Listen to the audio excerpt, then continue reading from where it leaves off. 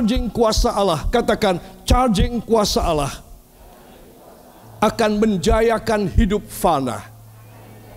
Sehingga hidup fana saya sangat luar biasa. Karena saya setiap hari, setiap saat di-charge dengan kuasa Allah. Amin. Saudara, coba, ini adalah pengalaman hidup saya. Coba kalau saya tidak di-charge setiap detik, setiap hari oleh kuasa Allah, saya sudah ngelukro. Itu sebab saudara dan saya, kita membutuhkan sesuatu kuasa untuk men-charge hidup kita. Katakan, charging ilahi harus selalu membara di dalam hati saya, sehingga saya bisa berbuah, berproduksi, menghasilkan luar biasa. Amin. Saudara, ini penting sekali ya. Para kekasih, kita akan, selain tema sentral kita ada pada Yeremia 5 ayat 24. Saya ingin tanya, kalimat kedua dari Yeremia 5 ayat 24 adalah, dan memberikan kepada kamu ya, panen setiap minggu. Katakan, panen setiap minggu. Saya harus yakin, sebelum saya mati, harus terjadi demi nama Yesus. Amin. Sekarang subtema yang ke-8 ini dengan charging kuasa Allah. Tema kita dengan ayat emasnya ada pada 1 Samuel pasal yang ke-10, mohon dibuka. Ayat 6, 7 dan 9. 1, 2. Maka roh Tuhan akan berkuasa atasmu.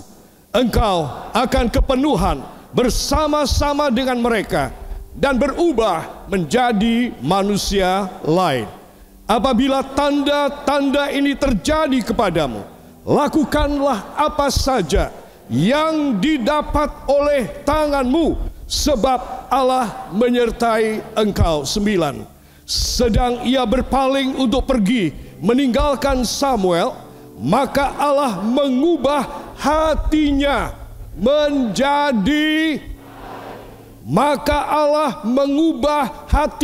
menjadi lain, dan segala tanda-tanda yang tersebut itu terjadi pada minggu depan, pada tahun depan. Wah, saudara kok ngotot sekali ya. Saya bilang tahun depan, saya bilang besok lusa, saya bilang bulan depan. Yang bilang hari ini juga beri tepuk tangan bagi dia. Para kekasih, kenapa saya menegaskan mengenai soal 1 Samuel 10 ini? Karena ini ada peristiwa yang sangat manusiawi. Saudara, 7 keledai daripada Bapak Kis. Siapa namanya? Kis. Bapak Kis. Ya, saudara. K-I-S-H, bukan K-I-S-S, itu terlalu terkenal. Ya, jadi ini Bapak Kis kurang terkenal. Bapak Kis ini punya anak, ya, namanya Saul, dan disuruh menggembalakan keledai-keledai. Saya mau tanya, Daud, ayahnya siapa namanya? Bapak siapa? Bapak Daud. Daud ayahnya siapa namanya? Isai. Ya, istrinya siapa namanya? Nyonya Isai. Ya, nah, anaknya 8. Ya, dan yang paling kecil adalah Daud, disuruh menggembalakan. Apa yang digembalakan oleh Daud? Onta, kuda, keledai, atau domba? Domba. Daud dari keluarga lebih miskin daripada raja yang kedua ini. Daud lebih miskin. Raja yang pertama, keluarga Bapak Kis, kaya, ya, ternaknya keledai dan kuda. Daud domba dan kambing. Ya, saudara. Tetapi kedua-duanya mempunyai profesi yang sama di hadapan Tuhan sebagai gembala. Nah, itu sebab dari dua raja Israel, yang pertama siapa nama rajanya? Saul, dia penggembala keledai. Hilang keledainya ketika dia menggembalakan, nggak tahu kenapa. Tetapi yang jelas Tuhan menghendaki hilang. Siapa yang menghendaki? Tuhan menghendaki hilang. Ya, saudara. Nah, kemudian dia mencarinya. Kenapa harus hilang? Kalau saudara mempunyai sesuatu kehilangan, berarti Tuhan ingin supaya saudara menengadah kepadanya. Sama seperti Saul. Saudara, beberapa ekor keledai itu harganya mahal. Walau orang tuanya orang mampu. Itu sebab dia tidak berani pulang. Nah, kehilangan harus saudara ketahui, mengarahkan kita untuk mencari Tuhan. Amin. Itu sebab Saul yang masih muda ini, nanti kita akan tengok lebih dalam ya siapa dia. Saul yang masih muda ini, dia mencari dan dia bertanya kepada orang setempat, apakah di sini ada nabi atau tidak. Kemudian orang memberitahu, oh ada. Namanya Nabi Samuel. Di sana kamu jalan terus, nanti belok kiri masuk gang nomor 3. Ya, ini juga gang nomor 3 ini. Ya. Nah, sampai di sana kamu akan ketemu nabi. Siapa nama nabinya? Samuel. Ya, saudara, datanglah dia ke sana dengan bujangnya, dengan pembantunya. Lihat, Saul ini anak orang kaya. Ya, jadi dia punya asisten gembala. Daud anak orang miskin. Jadi dia sendirian yang kerja apa aja. Ya, saudara, memberi makan, memberi minum, membimbing. Ya. Dia bercerita satu kali anak kambingku diterkam oleh singa. Oleh apa? Maka aku memukul dia dan aku merobek mulutnya. Dan aku melepaskan anak kambingku, anak dombaku. Coba. Dia sendirian. Lain waktu datang beruang. Dia berkata, dan mengambil dari kawanan dombaku. Aku pukul dengan tangan kosong sampai mati itu beruang. Dan aku lepaskan dombaku. Semua dikerjakan sendiri, menyabung nyawa. Tapi Saul tidak. Ya, dan saudara, singkat cerita, Saul dipilih oleh Tuhan menjadi raja Israel yang pertama. Saudara, ya, dan ini adalah sesuatu peristiwa yang kita harus pelajari. Kehilangan keledai bagi Saul itu membawa dia untuk bertanya kepada nabi, kepada hamba Tuhan. Dan dia menemui Samuel, dan Samuel mengatakan, kamu jalan terus saja. Hiraukan segala khawatirmu dan takutmu tentang keledai. Itu sudah beres. Katakan, itu sudah beres.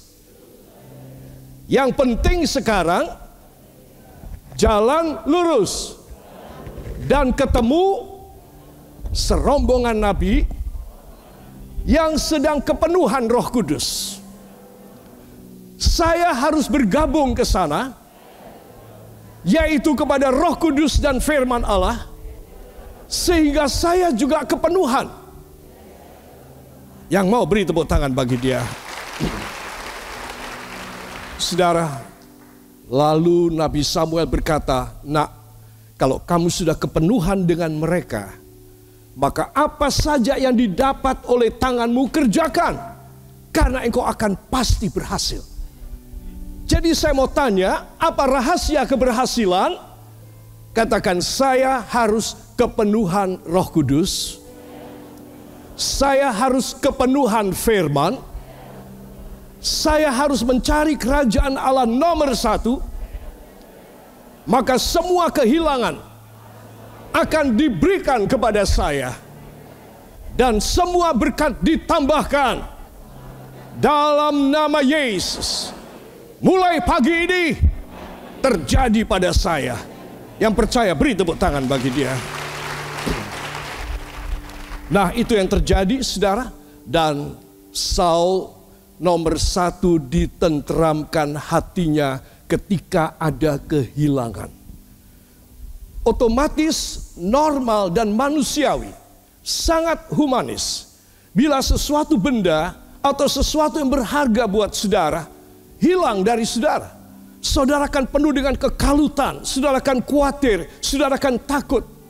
Saudara, begitu banyak pertanyaan dan kekhawatiran mulai muncul dalam hati dan pikiran saudara. Tetapi firman Tuhan pagi ini memberitahu kepada kita, satu, katakan satu, saya punya rahasia menemukan. Dua, Tuhan mengerjakan bagi saya. Tiga, saya harus kepenuhan. Beri tepuk tangan bagi dia. Saya yakin tidak pernah kita tidak kehilangan. Kita pasti kehilangan. Teristimewa saudara kehilangan seseorang yang saudara cintai meninggal dunia. Kehilangan benda yang berharga, kehilangan macam-macam hal. Bahkan harapan saudara yang baik sekalipun. Saudara tidak pernah menyimpan harapan tidak baik. Tetapi harapan yang baik pun bisa hilang dari saudara. Itu sebab saya perlu memberitahu kepada saudara. Supaya pagi hari ini saudara belajar bagaimana kehilangan bisa didapat. Amin. Katakan, saya mau belajar bagaimana kehilangan saya bisa saya dapat kembali. Bahkan dengan tambahan berkat Tuhan. Amin. Ya, saudara. Jadi please jangan saudara hanya pikirannya kepada apa yang saudara belum dapat atau sudah dapat hilang dalam hidup saudara. Sehingga saudara tidak bisa memandang kepada Tuhan. Justru kehilangan apapun, sebesar atau semurah apapun nilainya, harus membawa saya dan Anda untuk mencari Tuhan. Mencari nabi itu berarti saudara mencari kepenuhan Roh Kudus dan mencari firman Tuhan. Ya saudara, dan itu akan membuat saudara akan hidup setelah saudara kehilangan, saudara tetap bisa hidup dengan realita janji Allah. Amin. Beri tepuk tangan yang meriah bagi dia. Saudara yang kekasih, mari segera kita akan masuk pada firman Tuhan ini. Saudara, saya mau tanya, kalau saudara melihat sosok yang masih muda ini, gagah atau tidak? Coba kaum wanita jawab, gagah apa tidak? Oh enggak, saya enggak seneng kok. Omong kosong, ya. Gagah apa tidak? Ya. Inilah Saul. Tapi saya heran yang melukis ini malah Saul membawa toya ini. Saul ini adalah seorang pemuda yang tadi saya sudah ungkapkan, dia penggembala keledai. Keledainya hilang, ya saudara. Saul ini dibikin hilang dan takut pulang. Berhari-hari dia dicari oleh orang tua dan keluarga besarnya, gak ketemu. Karena dia takut pulang, dia bersembunyi. Tetapi ada satu saat dia teringat dan dia berkata, aku harus mencari nabi. Kalau aku tidak ketemu nabi, semua akan hilang terus. Tapi kalau aku ketemu nabi, pasti kembali. Ya apa tidak? Saudara mau punya pikiran begitu apa tidak? Yang ya, yang kepengen punya pikiran semacam ini rohaninya, beri tepuk tangan buat Tuhan. So far I have already told you that Saul have lost some of his animal, so that every time in his mind, in his heart, just only so big question and also fearfulness. He was afraid to come back home because of his father. But he firstly, when he remembered that he must find God firstly, then whatever the problem, so big, afraid and fearfulness, he find a prophet, Samuel. Saudara, itu sebab saya ingin supaya semua saudara mengerti, orang yang kehilangan punya maksud Tuhan. Katakan, bila ada kehilangan, ada maksud Tuhan buat saya. Supaya saya lebih terarah kepada Dia. Yang mau beri tepuk tangan bagi dia. Saul, raja pertama Israel, ya saudara, saya tuliskan full Roh Kudus. Katakan full Roh Kudus. Humble, rendah hati. Mengadaptasikan hidupnya pada alat-alat ibadah dalam pelayanan. Dan yang ketiga, yang keempat enggak usah diomong ya. 1, 2, 3, 4 tidak usah diomong. Saya tulis saja. Dia seorang yang cakep, triple plus. Sangat cakep sekali. Nanti kita akan lihat ya. Para kekasih, dan ini dia ayatnya yang akan saya ajak saudara untuk melihat ya. Kamu lihatkah orang yang dipilih Tuhan itu? Sebab tidak ada seorang pun yang sama seperti dia di antara seluruh bangsa itu. Saudara, Samuel kemudian memanggil semua ketua-ketua suku dan para bangsawan dari 12 suku Israel dan para pria.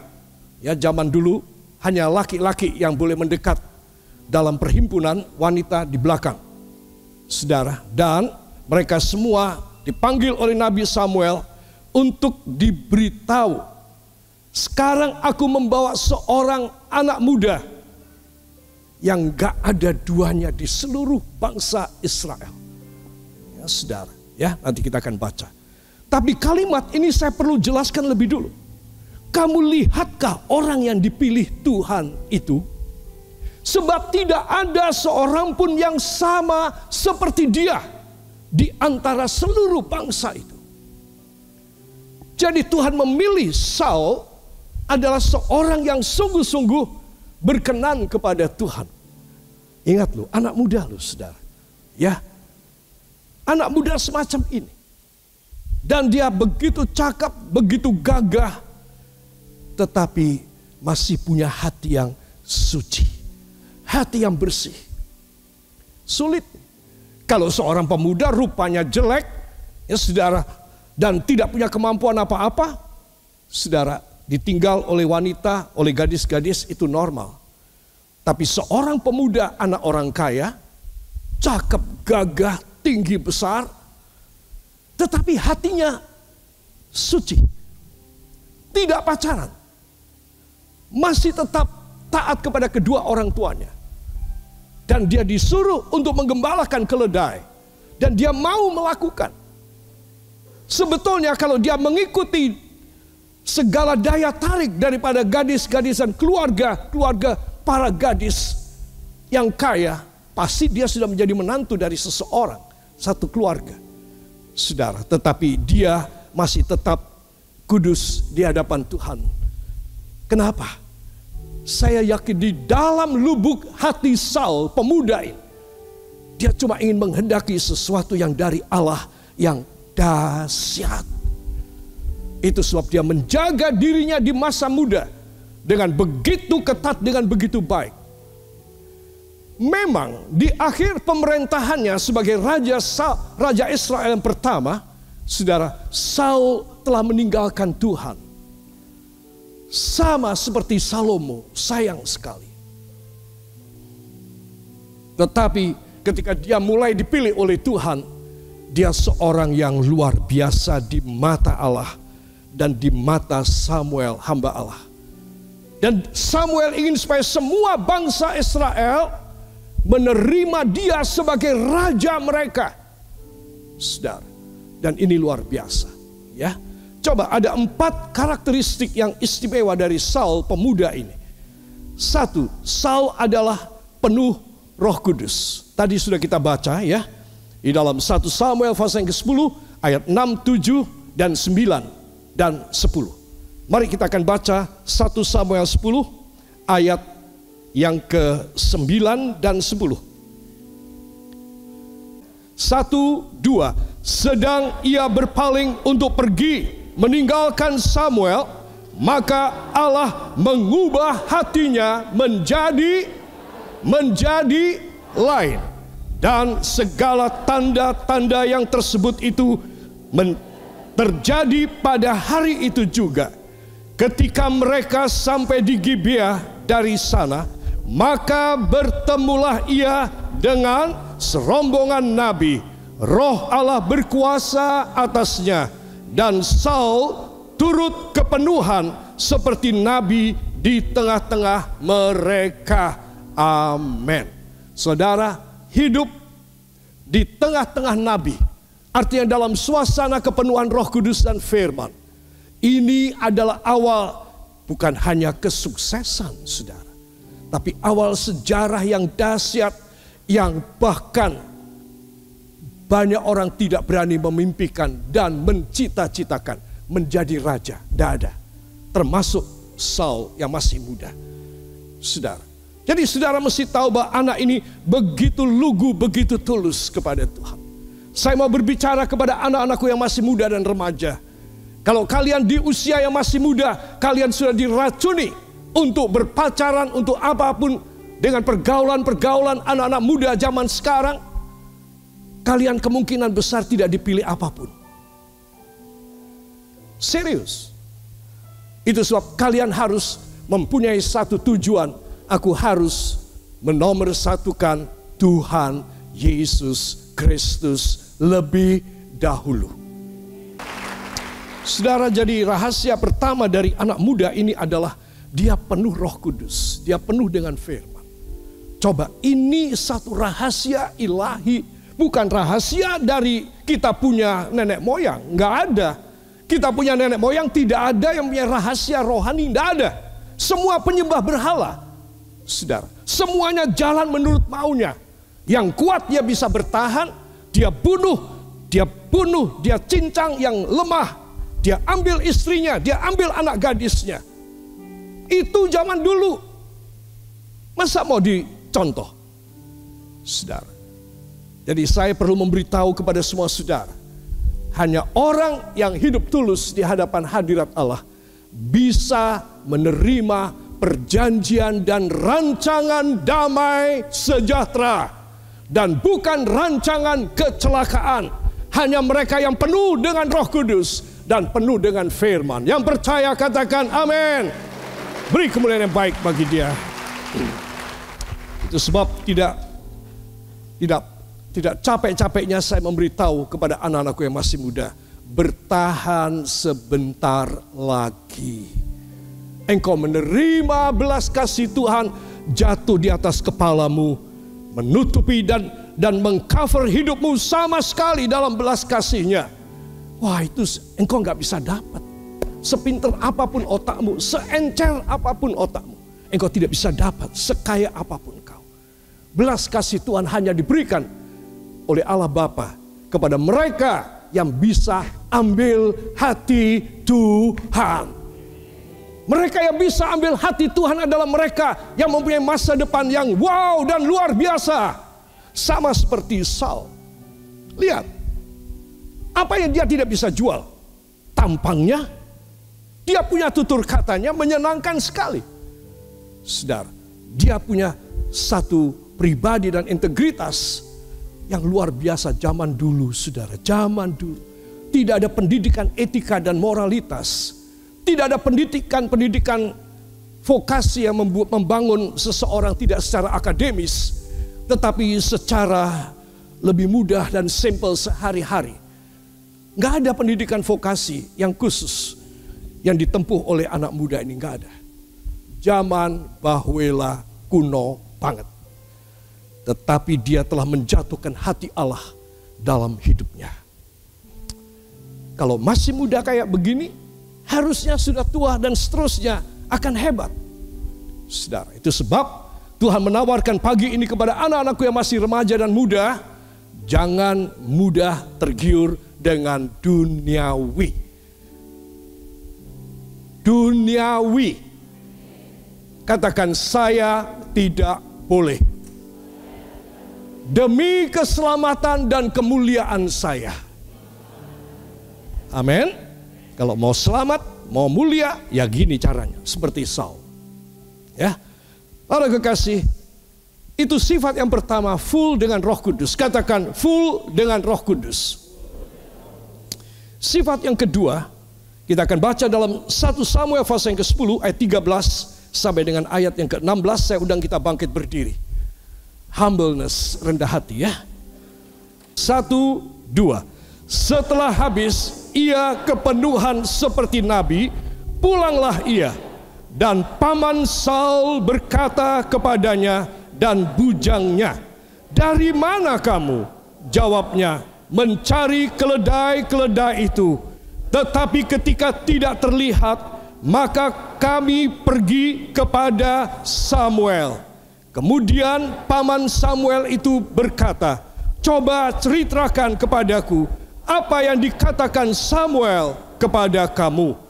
Kata Saul kepada pamannya itu, terus saja diberitahukannya kepada kami bahwa keledai-keledai itu telah diketemukan, tetapi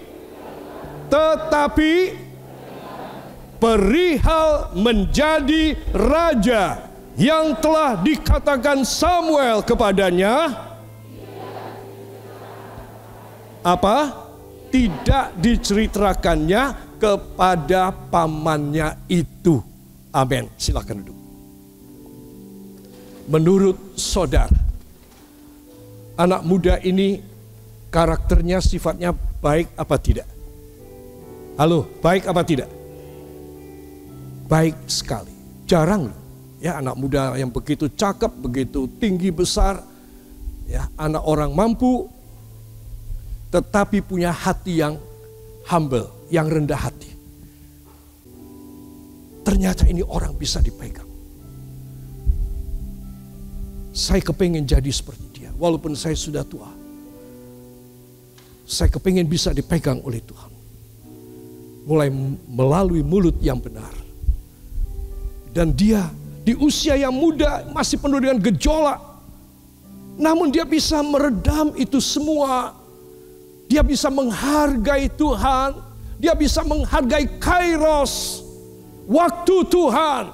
Katakan kairos, waktu Tuhan. Untuk menjayakan saya harus bisa dipercaya. Dan memegang teguh sampai tiba kairos buat saya.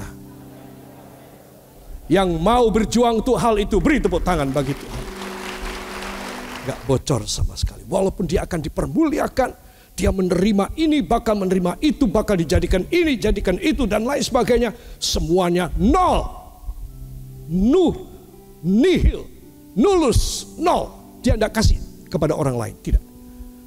Aku menanti kairos. Katakan, saya harus menanti kairos Allah. Waktunya Allah. Biar Tuhan sendiri yang bertindak. Amin.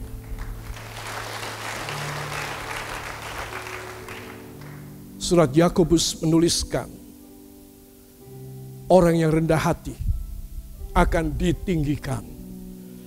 Tapi Tuhan melawan orang yang sombong dan akan menghempaskan dia. Saya yakin saudara ingin rendah hati supaya dipermuliakan. Amin. Yang bilang amin, beri tepuk tangan bagi dia.